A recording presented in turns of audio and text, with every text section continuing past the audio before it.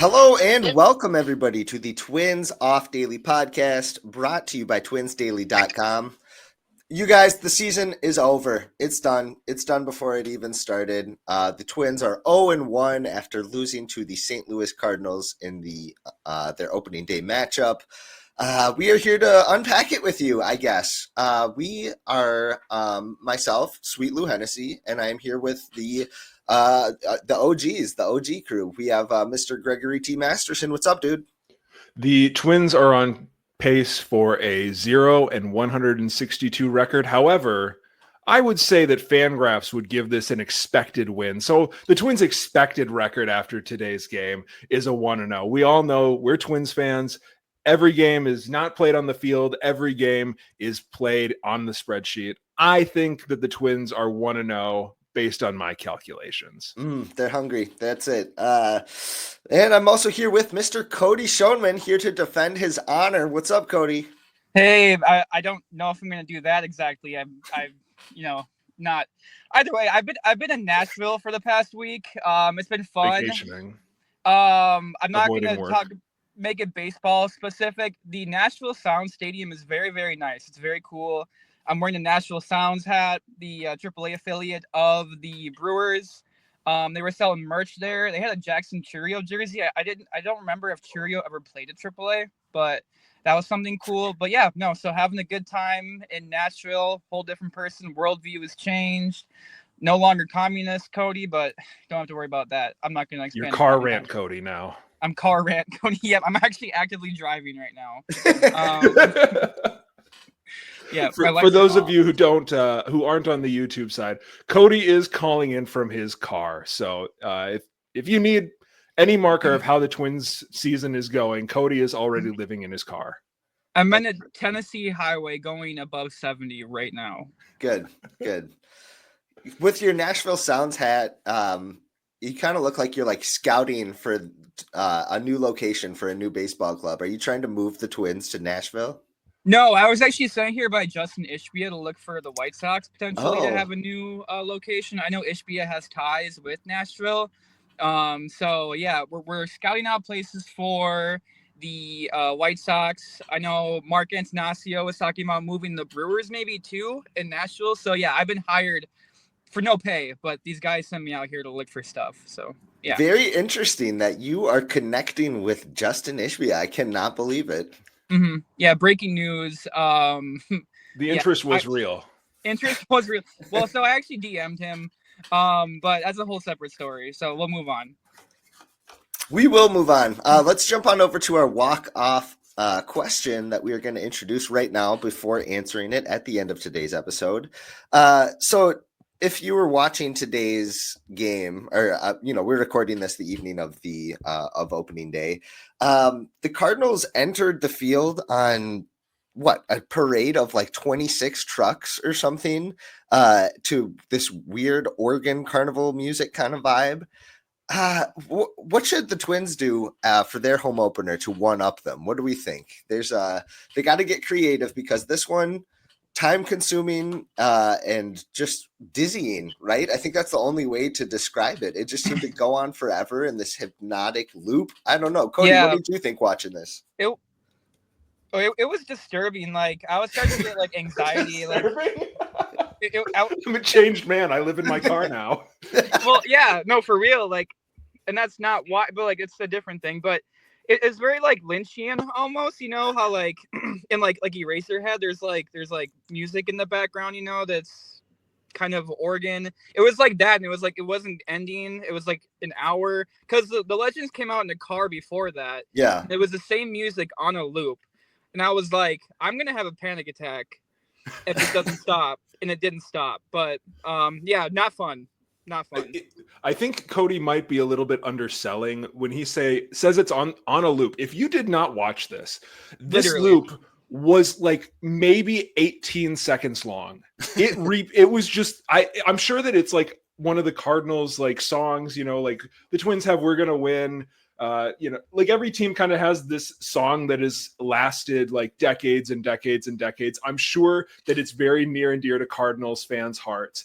But oh my goodness, for like 20 straight minutes, it was every 18 seconds this one ditty would loop. It was. I think they were playing it live too, because like sometimes the chord was like slightly different. Yeah. So I think they had somebody there like just doing it for like an hour and a half, and I was like, "Oh my god, you poor thing!" As those trucks just slowly circled the field, just dropping exhausted. players off one by one, 20 there's- seconds between. Like, it took so long. And then they ran out, like the training staff got to have their moment in the sun where they all ran out on the field to the thunderous organ and shook the hands of Cardinals legends one by one. Just, oh my gosh. Like, but I will say, it was beautiful.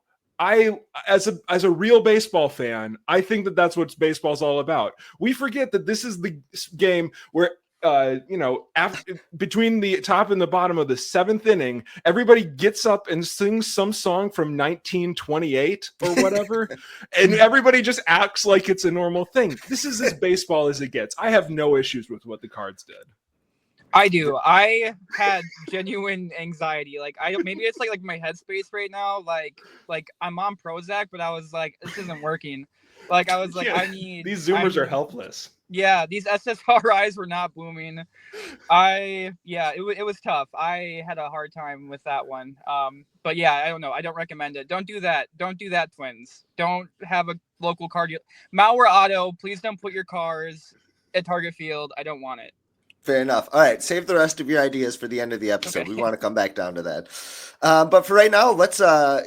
What do we think, guys? Should we do a rapid recap since our last show, which occurred like 48 hours ago? Let's do it. Yes.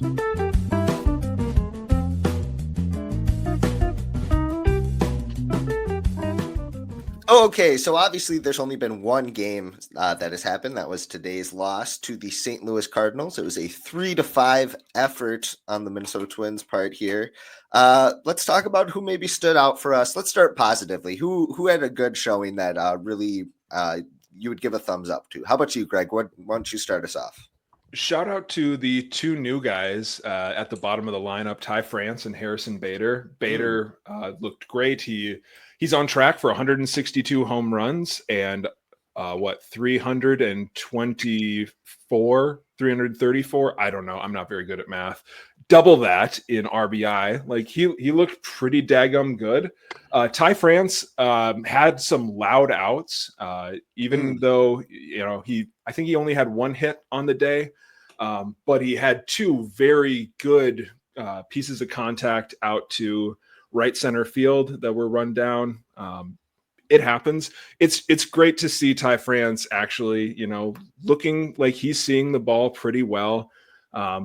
Obviously, it's just been one game, but following his spring training, it is super encouraging to see him striking the ball like that. And if he keeps doing that, he's going to have a really good season. And Bader as well. I did see some people who were pining for Mickey Gasper to pinch hit for Harrison Bader at the end of the game there. And I've just got to remind everybody, I know I'm a little bit too much in the weeds on Twitter. I see some of the worst takes ever, and I feel like, or I act like many people have that take, and when it's actually just like one or two. However, I need to remind everybody, Mickey Gasper has not had a hit in Major League Baseball. I don't want to see him pinch hitting for anybody quite yet.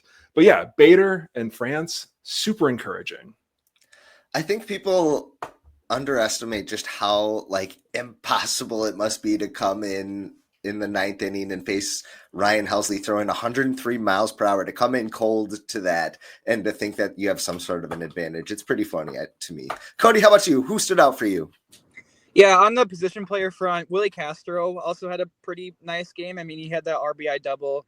That was an RBI, right? I'm not mistaking that, I believe. To made it 3 runs. That makes sense. That sounds right. Yeah, either way, it was a nice hustle out. He hustled out at second. He looked pretty solid at second base too defensively. He made some nice plays out there. His arm looked good, like it always is. Matt Wallner, I was impressed by his approach. It seemed like his discipline was in midseason form. I know last year, there was, at the beginning of the year, he was really bad for those 20-something at bats. He got optioned or demoted back down to AAA, but I was impressed. He worked the plate well. He generated some walks. He made decent contact on the first pitch of the game, but obviously it was a fly out. But it a lot to be impressed with him. And then the other left-handed outfielder, Trevor Larnach, he had a good game at the plate too. He was, had a nice approach, had a couple hits. I think overall as a team, I was just impressed by. It seemed like they were more disciplined. Obviously, it's a very small sample size, but compared to last year, I felt like they were working counts deeper. There's a lot of 2-2, 3-2 counts. Again, one game, can't make any definitive takeaways from that, but I was excited to see that, and I hope that's a trend that we see throughout the year. Cody, sounds like you think this was a good loss. Yeah, it was a moral victory. Moral victory, expected victory. Yeah, of course. Yeah. They're exactly where we need them to be. Mm-hmm. Of course. Well, no, the approach thing was, I do want to also, obviously it's just one game, but it really did feel like they had a better approach than we saw quite often last year. Again, it's one game, but that was encouraging. Very true. Very true. Okay. Who else has stood out maybe in a bad way or maybe did not perform to be expected, with the caveat, of course, it's one game. You're not overreacting, but let's talk about it. Greg, anybody stand out for you that you were hoping to see a little more from? I don't know what spring training is for if it's not for, teaching pitchers, picking off second base. I'll say I don't like to do this, but can you imagine if those two plays at second base, Pablo Lopez in the first inning balked, and in the second, was it the second inning that he also committed an error? It was early for sure. Yeah, it was Walker, I think. And so twice, if you didn't see the game, twice the Cardinals took off for second base before Pablo threw the ball. The first time they ended up calling a balk, and I did not see a balk, but there was a balk. So they gave the Cardinals second base. The second time, Pablo ended up throwing it into left center field. If both of those are converted, this is probably a 3-2 win for the Twins. Pablo probably gives up only one run on the game. If I hate to do that, obviously we can't actually say that, but it's really easy when there are just really obvious plays that would have been either the last out or would have, not had a guy on second base to score on a single. And so that was not great. Cody, what about you? Did anybody disappoint you today? Yeah, I mean, back on the Lopez front, I know Perkins and Marneau pointed out that they thought that St. Louis had a tell on when Lopez would go home, and that's why they were leaving early. But then it only happened twice. So I don't know if that was actually the case. So it'll be interesting. Well, they got burned both times. Yeah, but I don't mean technically they should have been out.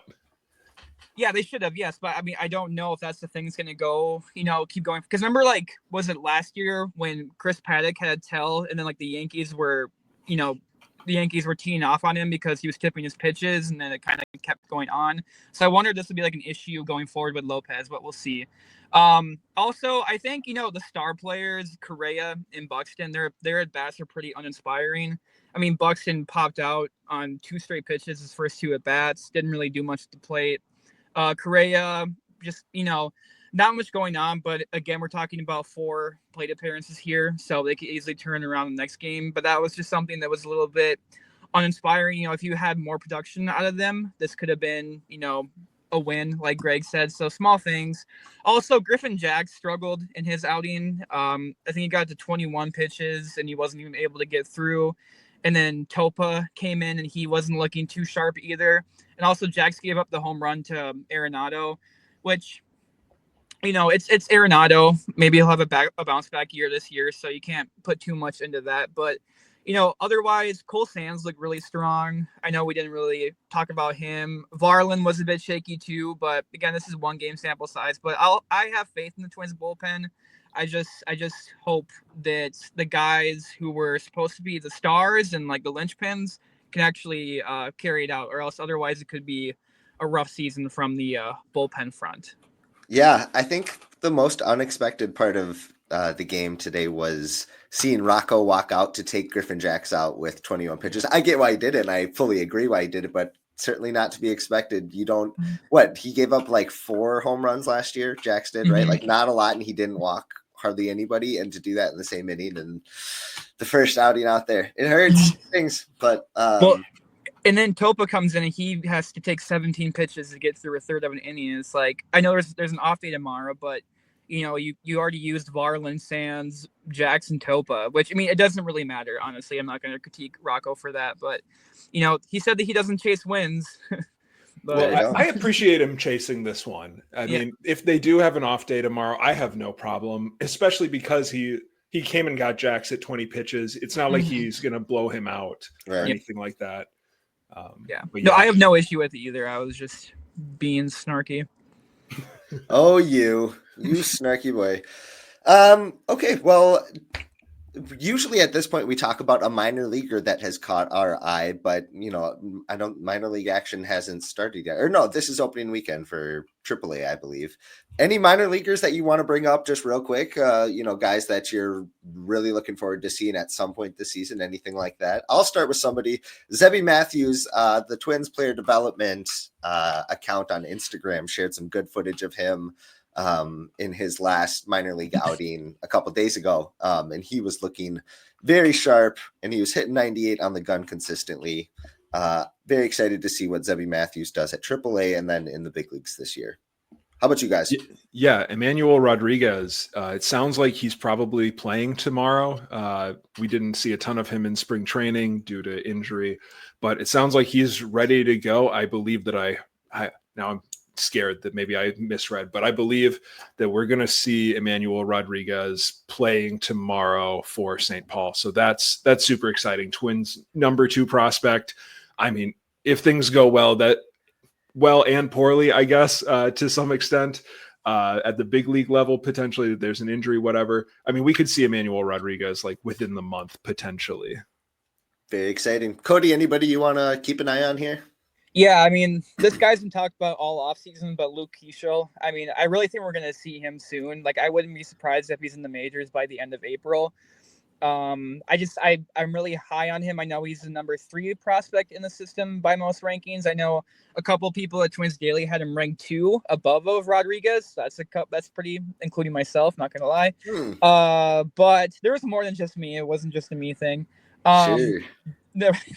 But yeah, I'm excited about him. I think he could play a really key part of the middle infield and maybe even first base mix this year. So I'm excited to see him come up what I think soon by May, at the earliest probably.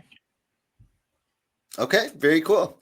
Okay, well, with that, why don't we jump on down to our big inning topic? We are going to play a fun little game here where we do a kind of prediction draft for the Minnesota Twins, where we are going to look at the following items. We're going to try to guess their record, the team MVP, the team Cy Young, the rookie of the year, the kind of breakout player, comeback player, any all-stars, and any trade acquisitions throughout the year. So we're going to try to be predicting a lot of these things. What do we think? Do we want to go one by one and we'll each pick one of these items, or how do we want to go about this? Oh man, I didn't know that there would be a quiz. I'm actually pulling up an Excel spreadsheet really quick here so that we can keep track of what we're doing. Sorry, so I'm a little bit distracted right now. He's really just very concerned about Cody doing this live while he's driving. How's the highway? What'd you say you were on? I-70? What was it? I-65. I'm heading up through Kentucky. I have not seen any police officers. I don't think they'll notice that I'm recording a podcast right now, even if I do. I'm having a good time. I've had a lot of barbecue here. It's been very good, unsurprisingly. Cody, I haven't seen your eyes look up out your front windshield in like 5 straight minutes. You might just be running people over left and right, I think. Yeah, sorry. I just realized something. What? Cody brought minutes ago. So let's play a really quick game of Is Chris Paddock Still a Twin? And as of March 27th, 2025, Chris Paddock is still a Twin. And confirmed. Next. Good for him. I've got a guide up here. So do we want to do a snake draft here as we call off our picks for these different categories? How about this? I'm gonna take myself out of this. You guys just do your predictions back to back because otherwise we're gonna run out of players, aren't we? Lou. Yeah, probably. Okay. Oh yeah. So these will be Cody and Greg. They're going to do a snake draft of trying to come up with the items that I listed before, the typical predictions that you would see of record, MVP, Cy Young, etc. Why don't we start with Cody? You get the first overall pick, and you can pick anyone from the Twins, and we're not going to repeat at all. Oh, cool. Okay. Cy Young, I'll go with Joe Ryan. Okay. Greg, you get the next two picks here. Okay. Can I? So we cannot nominate anybody for two categories. Yes. Correct. Okay. Oh, where do I want to put Ty France? MVP, breakout, comeback. I'm going to put Ty France in as my comeback player of the year, and I am going to say All-Star Joe Ryan. No, wait, no, you already said Joe Ryan. Too bad.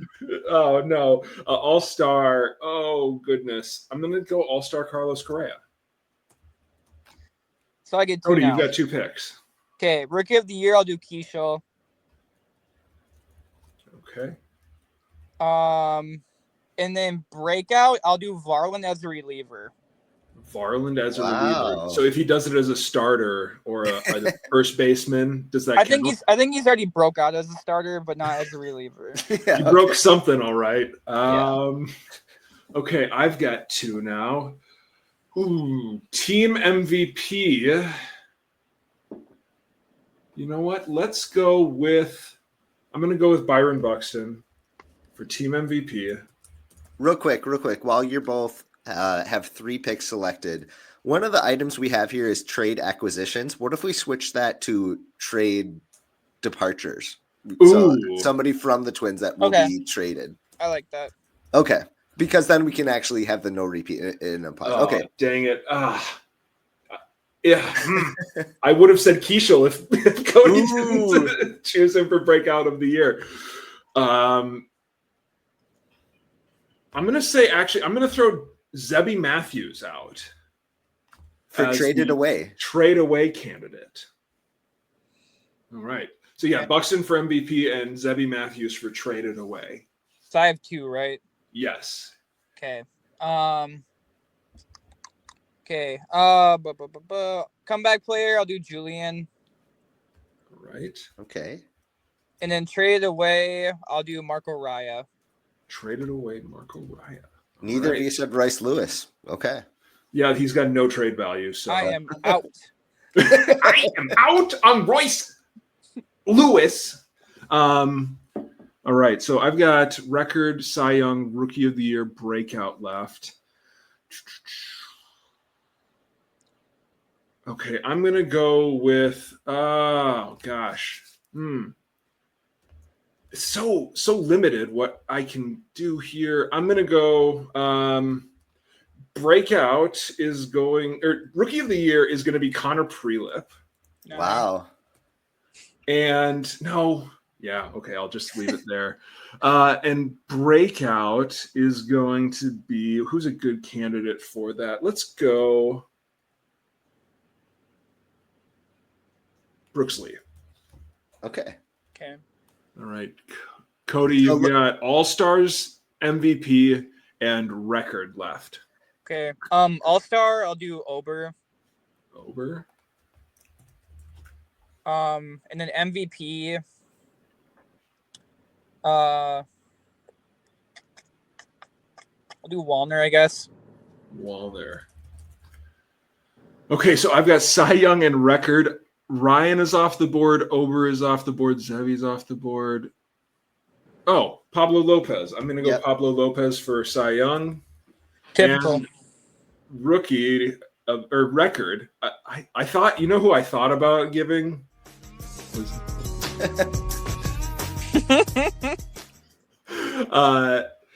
I'm going to say record of 93 and 69. Wow. Whoa. That's what I wrote down in the Greg Media Guide, actually. No free ads. I am sorry, sir. Sorry. I'll do 91 and 71. 91 and 71. Lou, do you want to jump in and take any scraps? Yeah, The pigs refuse to eat, so that you can maybe get a couple wins on the board. let's see. Yeah, for Cy Young, I have Christian Vasquez. No,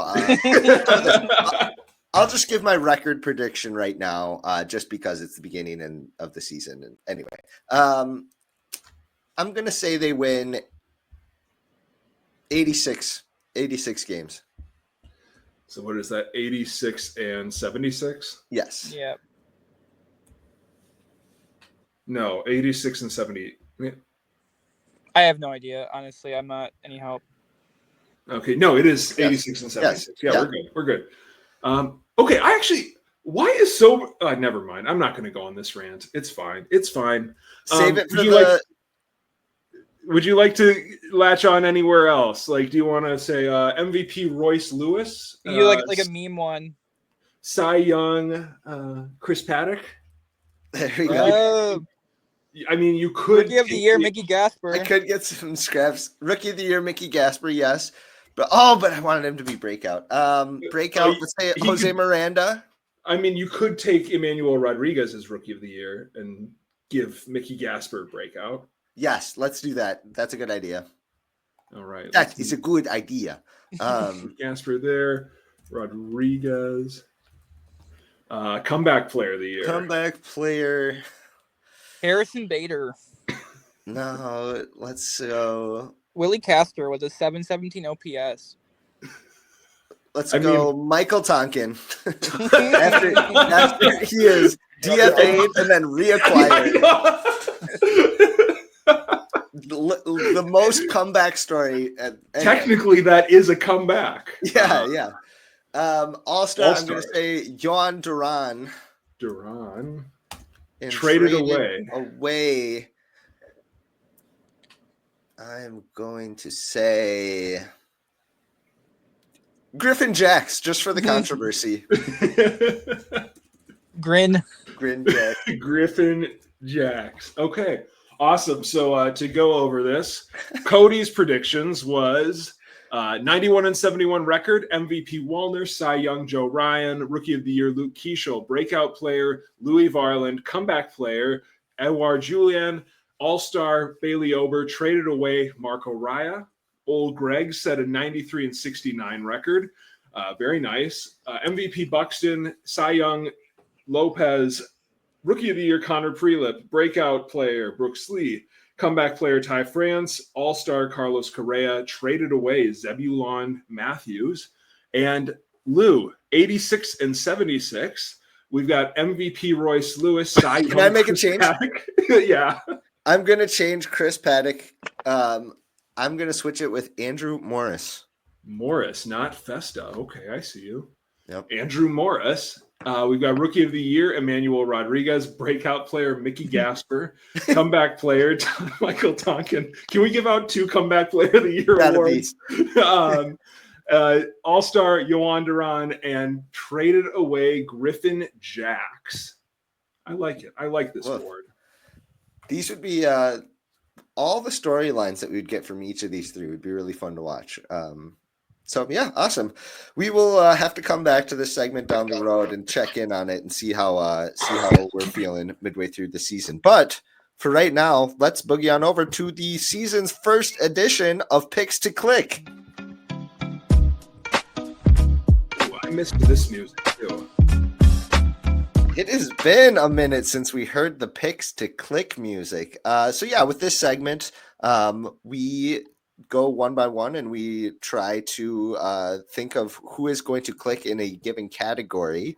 The first category of this season, we're going to keep it simple. Between now and the next off day, which is Friday, April 4th, we want to know which twin will have the most hits in that time. We'll start off with the most basic one because we're basic boys, aren't we, guys?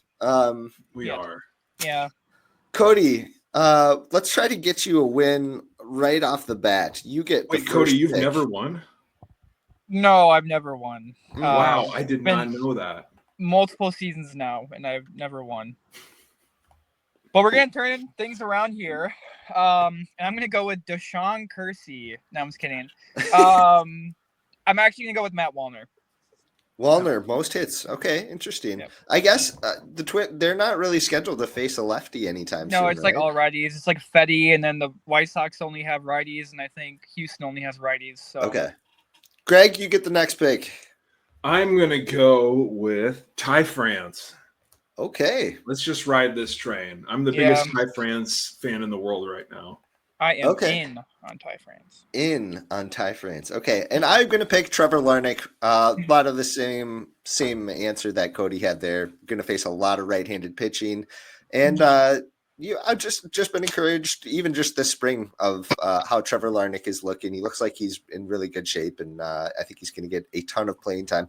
I actually think that sooner or later, we're going to see him in the leadoff spot more than Matt Wallner. I think I could see them flip-flopping sometime soon here. But here's actually a weird thing I was thinking about. I wrote a little bit about Matt Wallner leading off about a month ago. And while I was kind of kicking around kind of the ideas, Peter Labuza, friend of the program, pointed out that because he's higher up in the lineup, he actually might be, if there's only room to pinch hit for one lefty, if Rocco Baldelli gets his way, he actually might be the guy who's pinch hit for more often because he comes up first in the lineup, which is something that I'm now kind of wondering about.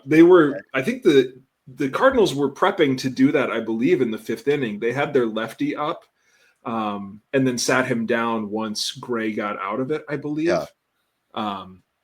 So I am curious if that's going to end up being a thing this year. Worth watching, that's for sure. Okay, well, short and sweet. We don't have to really update any leaderboard or anything because you do. Do we? We never addressed who won the final picks to click last year. So yeah, you're right. Okay, Greg, fill us in here. Okay, so the last picks to click last year was how many wins the Twins would have at season's end. I believe that they had 6 games left to go, and they had 81 wins at that point.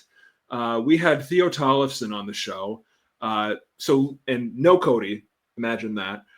Lou guessed 85 wins at the end of the season for the Twins. Theo guessed 84, and Ol Gregg mocked for it at the time, said that the Twins are going to finish with 82 wins. And what do you know? The Twins did finish with 82 wins, which gives Ol Gregg just enough to beat to tie Sweet Lou on the all-time leaderboard for picks to click. We both got 8 correct last year. Cody, did you get any last year? I was close. I was only 8 behind. He was due. Single digits. Oh man. Save us, Matt Wallner. Save our friend Cody here. Okay, well, we are done with picks to click. Let's go on over to a quick session of everybody's favorite segment. It is Gregory's Gripes.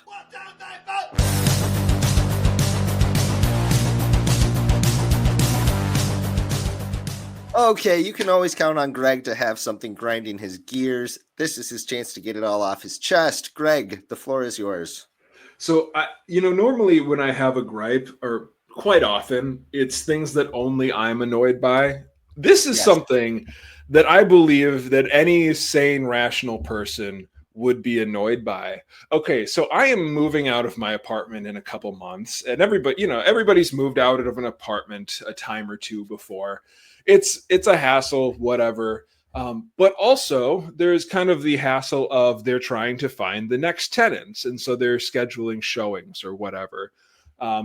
I live in a state that old comrade Cody probably wouldn't approve of, that does not exactly have many protections for renters, including there is no 24-hour notice needed by your landlord to be in your apartment or to show your apartment.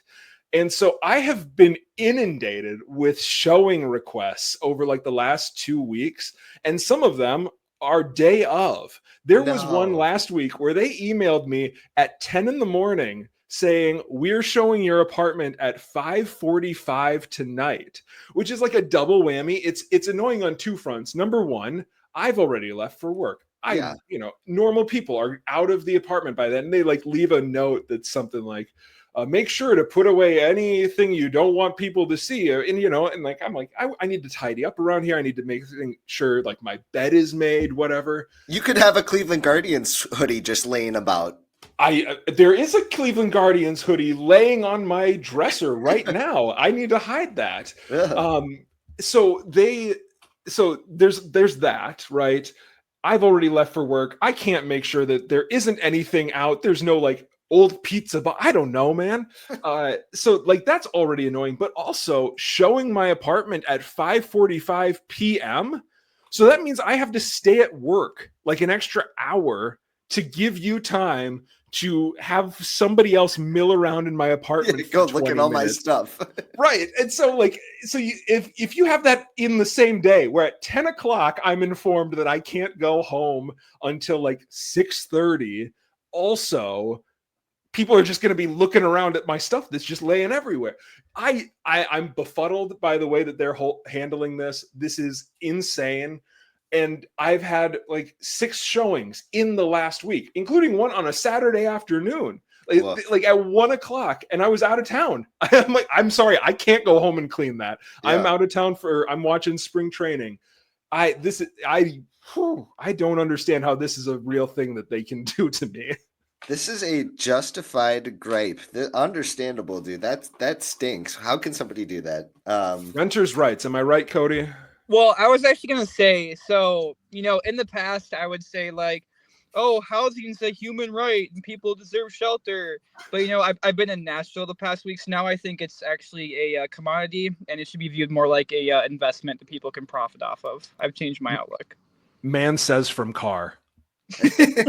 Car that I live in. We have to keep the Twins off daily bingo card at the ready just in case Cody goes accidental capitalist here. I did buy this hat. Okay, all right. Sorry, as opposed to what? What's the communist way of acquiring a hat? I was not separated from my means of production. I made the hat, and then I basked in it. Cody has to like fix somebody's sink or something, and then he gets the hat. Yes. Yeah. Mm-hmm. Okay. Good. Yep. All right. Well, before we get too crazy off track here, and before my voice completely bottoms out, let's move on over and due to this week's edition of The Closer. Oh no! Keep going.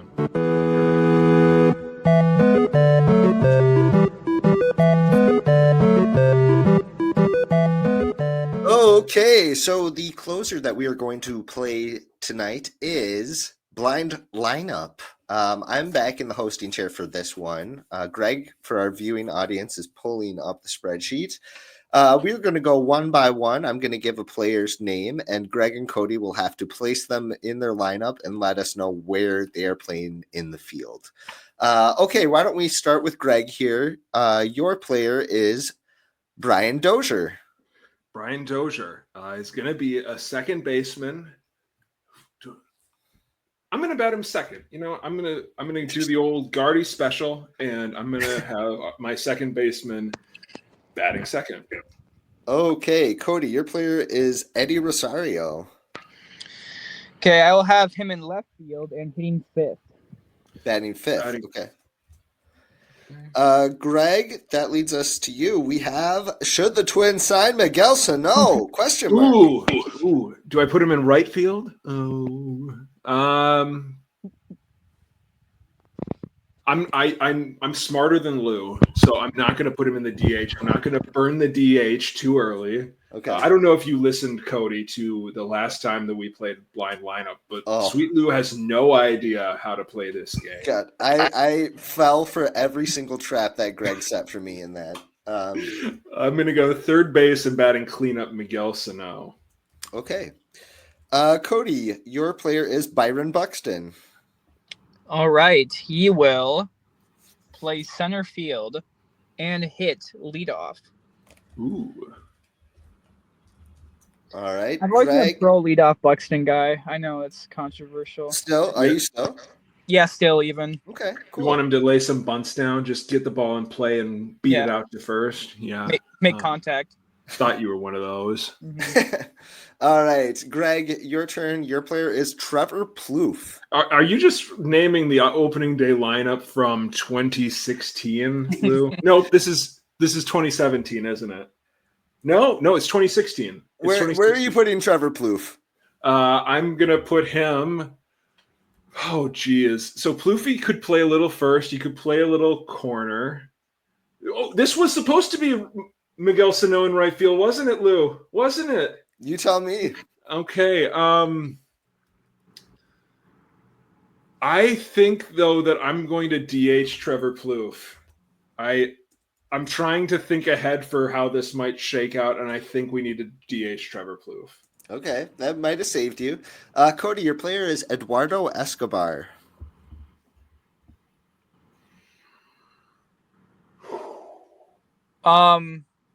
Is Lou talking? Yeah. Can you hear? Can you hear us, anything? No, Cody? I think my reception's starting to go. I can hear you, Greg. Okay, so he said Eduardo Escobar. Okay. Alrighty. Okay. We'll have Escobar. That's a tough one. Well, this is 2016 Escobar, who could still move around. Yeah. Utility infielder Eduardo Escobar. Okay. Yeah, we will bat him 6 and have him as shortstop. Okay. All right, Greg, your player is Byung-Ho Park. Okay, so we're going to have him at first base and batting 8th. Oh, geez. How do you spell Byung-Ho Park? I'm just going to write Park. B Park. B Park. Okay, I can hear and see Lou now for what it's worth. Okay, B Park. Cody, if you can hear me, stay in line. Cody, your player is Joe Mauer. Stay in line. Okay, so let's see. What do we have? We've got right field and catcher left. Oh, perfect. Oh no. So then Austin wait, sorry, never mind. He will play catcher and bat third. Perfect. Almost perfect. The 9th player in this lineup is Kurt Suzuki. Oh, dadgummit. So the linchpin was putting Miguel Sano in right field. Everything fell apart when we put Miguel Sano at third base.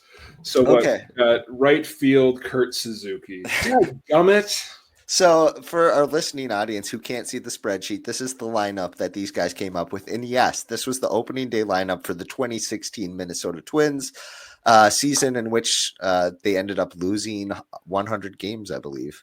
Okay, so they have Byron Buxton leading off and playing center field, Brian Dozier batting second and playing second base, Joe Mauer catching and batting third, Miguel Sano batting cleanup, playing third base, Eddie Rosario batting fifth and playing left field, Eduardo Escobar playing shortstop and batting sixth, Trevor Plouffe DHing batting seventh, Byung-Ho Park playing first base, batting eighth, and winding it all down in the 9-hole, Suzuki playing right field. Oof.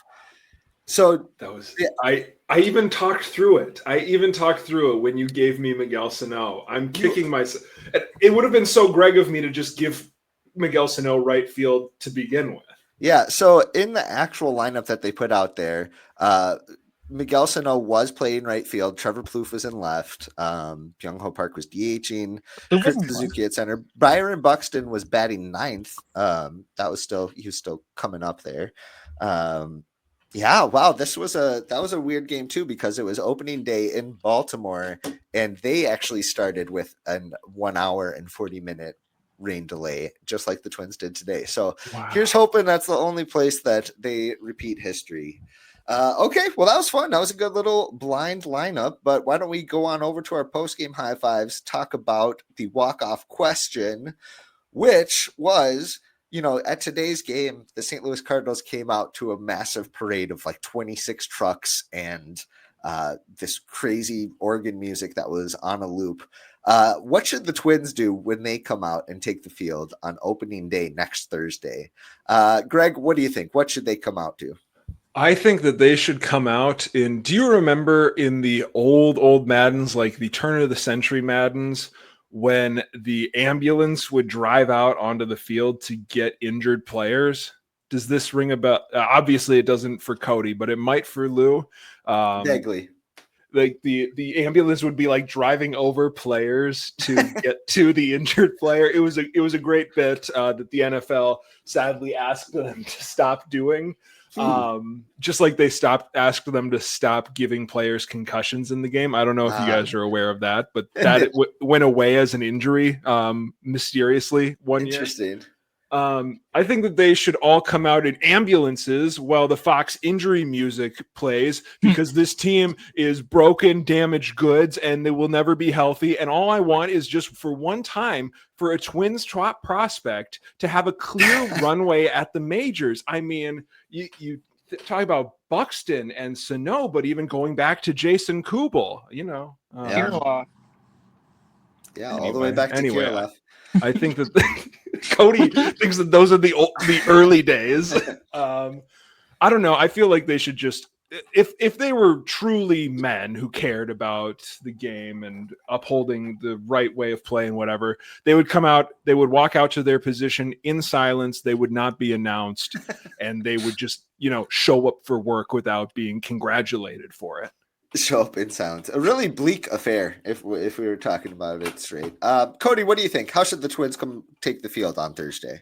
I think it should be the same layout, same setup, same everything as the Cardinals intro, except there will be boats attached to the trucks, and they will be on the boats, because last year they implemented the Ripple jerseys where they were on the lake.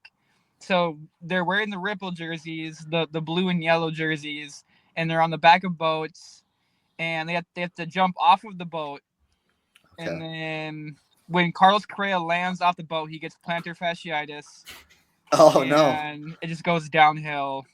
Yeah, that's my foreshadowing. But they're I'm sorry, on boats. I need to cut you off. If they wear their City Connect jerseys on opening day, so help me, I will turn the Senior Smokes incident into a picnic. Where were you? No, so actually, I don't think they should. I think they should wear their cream Twin Cities jerseys on the home opener, Greg. With TC Bear should throw out the first pitch. Oh no. All right, before Greg just explodes here, I'm gonna throw out my idea. With the Cardinals, they brought out like their legends. They brought out Tony La Russa. They brought out like a bunch of team Hall of Famers.